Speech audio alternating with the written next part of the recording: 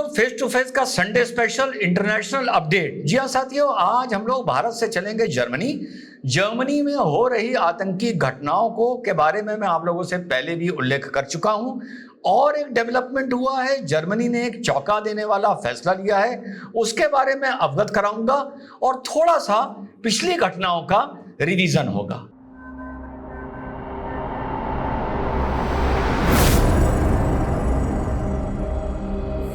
Hello, नमस्कार, सत श्री अकाल, अस्सलाम वालेकुम। कैसे हैं जनाब? तो आइए चलते हैं हम लोग जर्मनी और जानते हैं कि वहां आखिर चल क्या रहा है। पिछली कुछ घटनाओं की बात करेंगे और जर्मनी ने जो चौंका देने वाला फैसला लिया है उस पर बात करेंगे और विश्लेषण करेंगे। तो साथियों, लेटेस्ट ये है कि जर्मनी ने इस्लामिक फंडामेंटलिस्ट को और क्लर्जीज को एक सूची तैयार की है और उन्हें अब पकड़ पकड़ कर डिपोर्ट किया जा रहा है, यानी जर्मनी से बाहर भेजा जा रहा है। क्योंकि धीरे धीरे जर्मनी की जो समाज का जो ताना बाना है, जो उनका वे ऑफ लाइफ है, द आइडिया ऑफ लाइफ है या सोशल लाइफ है, वो डिस्टर्ब होता जा रहा है। जर्मनी के एक शहर कोलोन में 9 लोग पकड़े गए हैं, जिसमें से 7 इमिग्रेंट्स थे और ये एक मॉड्यूल चला रहे थे जिसका जो अलायंस था वो इस्लामिक स्टेट के साथ था। और ये जर्मनी में कोलोन में एक मंसूबा बना रहे थे वहां पर टेरर स्ट्राइक करने का। जर्मनी का साथियों एक ये भी ओपिनियन आ रहा है, जैसा अक्सर भारत में आता है, कि ये इलेक्शंस के चलते, इलेक्शन जो आने वाले हैं उसके मारे ये कार्रवाइयां करी जा रही हैं। लेकिन कुछ भी हो, लेकिन जर्मनी की अब जो कार्रवाई हो रही है वो धरातल पर नजर आ रही है, क्योंकि वहां की पॉलिटिकल डिस्पेंसेशन जो पावर में है और वहां का एक बहुत बड़ा, वहां का एक वोट बैंक आप कहिए या सिटीजन्स कहिए, ये मानने लगे हैं कि ये एक मेनेंस है और ये जर्मनी को आने वाले 20-25 साल में पूरी तरह से बर्बाद कर देगा। तो जो जर्मन गवर्नमेंट की तरफ से जो आधिकारिक बयान आया है उसमें उन्होंने बताया है कि लगभग 200 से 250 लोग ऐसे हैं, क्लरिक्स हैं, मौलाना हैं, जो बाहर से आए और जर्मनी में बसे।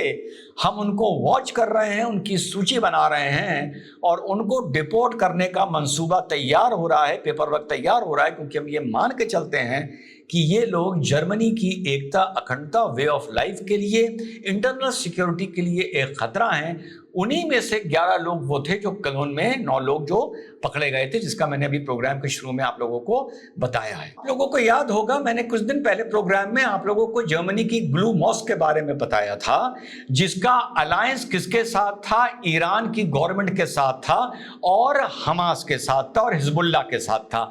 हिजबुल्लाह के लिए फंड्स इकट्ठा करने के लिए ये जर्मनी में काम कर रहे थे, जिसलिए आप लोगों को याद होगा मैंने बताया था कि ब्लू मॉस्क जो बहुत ही महत्वपूर्ण एक सेंटर था शिया इस्लाम का, उसको उस पे ताला लगा दिया गया था।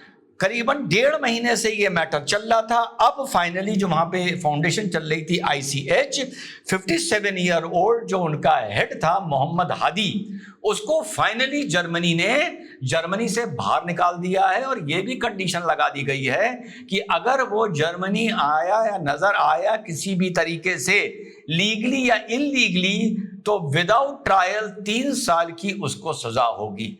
तो इस सूची में जो 250 लोगों की सूची बनाई है उसमें पहला मोहम्मद हादी, ब्लू मॉस्क का जो मुतवल्ली था या इंचार्ज था या फाउंडेशन का जो फाउंडर था, उसको जर्मनी ने हिजबुल्लाह से रिलेशन रखने के लिए और हिजबुल्लाह के लिए फंड्स इकट्ठा करने के लिए और इस्लामिस्ट आइडियोलॉजी फैलाने के लिए जर्मनी में उसको फाइनली जर्मनी से डिपोर्ट कर दिया। साथ ही साथ इसको ये भी बताया गया था कि अगर तुम 14 दिन के अंदर जर्मनी नहीं छोड़ते हो तो या तो तुम्हें जेल जाना पड़ेगा और या तुम्हारी जितनी भी यहां पर प्रॉपर्टी है वो सब कन्फिस्केट कर ली जाएगी। अगर जाना है तो सब कुछ निकाल के 14 दिन के अंदर जर्मनी छोड़ दो, वो प्रॉपर्टी जो तुमने लॉफुल मीन्स से जर्मनी में बनाई है, ना कि हिजबुल्लाह के लिए कलेक्शन करकर। साथियों, मोहम्मद हादी को अभी 12 सितंबर को ही जर्मनी से धक्के मारकर भगाया गया है। और साथियों, इस घटना के बाद जो ब्लू मॉस्क को बंद किया गया, उसमें उसके ऑर्गेनाइजेशन को बैन लगाया गया, किसकी? मोहम्मद हादी की। और 12 सितंबर को इसको धक्के मार के जर्मनी से निकाला गया है, 20 साल के लिए निकाला गया है। तो उसके बाद सोलोजिन जो दूसरा शहर है उसमें एक और घटना हुई थी, आप लोगों को याद होगा। जो मैंने आप लोगों को बताया था 665th anniversary of this city में, जो सिटी बाय चांस नाइफ्स और सिजर्स के लिए मशहूर है, यहां पर ISIS से प्रेरणा लेकर एक इमिग्रेंट था, उसने रात को यहां पर छुरा चलाया था, 3 लोगों के गले काटे थे और 8 लोगों को उसने घायल किया था। आप लोगों को याद होगा, इस पे मैंने प्रोग्राम बनाया था। तो ये जितना भी वहां पर अब घटनाक्रम हो रहा है जर्मनी में, अब जर्मनी इसको कहते हैं ना, अपनी नींद से जाग रही है और इस तरह के मैटर्स को सॉर्ट आउट करने के लिए सख्त से सख्त कार्रवाई कर रही है और लोगों को अब पकड़ पकड़ के देश से निकाल रही है, जो इससे पहले जर्मनी ने कभी नहीं किया था। अब जो मैं आप लोगों से जिक्र कर रहा था कि जर्मनी ने एक चौंका देने वाला फैसला लिया है। जर्मनी की इंटरनल सिक्योरिटी मिनिस्टर ने यह ऐलान किया है प्रेस कॉन्फ्रेंस कर और EU को भी, यूरोपियन यूनियन को भी इन्फॉर्म कर दिया है कि 6 मंथ्स के लिए हम जर्मनी के बॉर्डर सब के लिए बंद कर रहे हैं। सब किस्म के माइग्रेशन और इमिग्रेशन के लिए, रादर इमिग्रेशन के लिए हम अपने बॉर्डर्स को बंद कर रहे हैं। ये सवाल उठता है, करा क्यों गया है?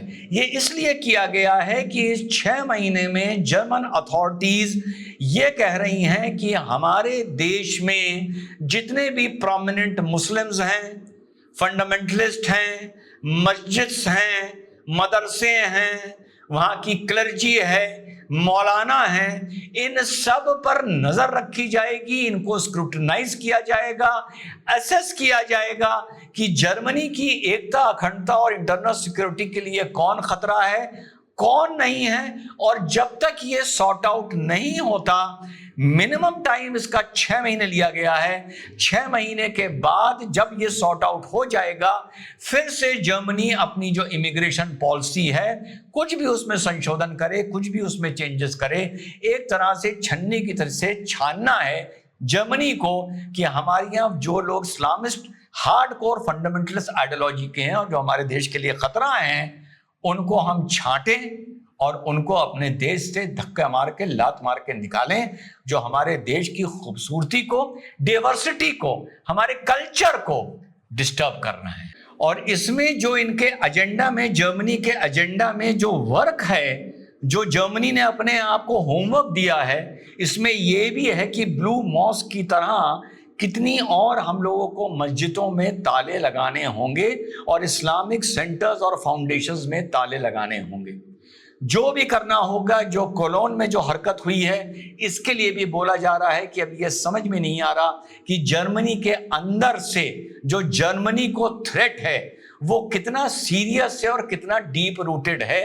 तो उसको अपरूट करने के लिए, उसे खोदने के लिए अब जर्मन गवर्नमेंट लग रही है, अब सो के जागी है कि इसका दूध का दूध और पानी का पानी होना चाहिए कि हम आखिर डाइवर्सिटी के नाम पर, सबको अपने देश में लेने के नाम पर, मल्टी कल्चरल होने के नाम पर जर्मनी कितना नुकसान उठा रही है। अब ये इस बात का एहसास कर रहे हैं कि इनसे गलती कहां हो गई थी। जय हिंद, वंदे मातरम, खुदा हाफिज।